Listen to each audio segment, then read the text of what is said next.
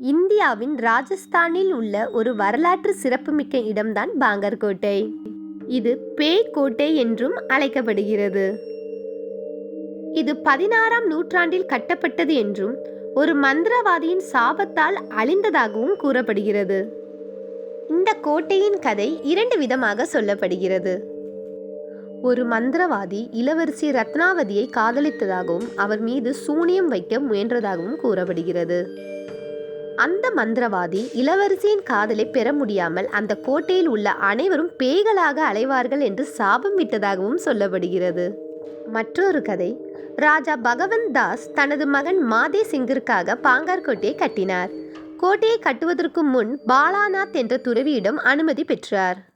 ஆனால் கோட்டை கட்டப்பட்ட போது துறவியின் ஆசிரமத்தின் மீது நிழல் விழுந்ததால் அவர் கோபமடைந்து கோட்டைக்குள் உள்ள அனைவரும் பேய்களாக அலைவார்கள் என்று சாபம் விட்டதாக கூறப்படுகிறது. இந்த 2 கதைகளும் பாங்கர் கோட்டை பேய் நிறைந்த இடமாக இருப்பதற்கு காரணமாக சொல்லப்படுகிறது.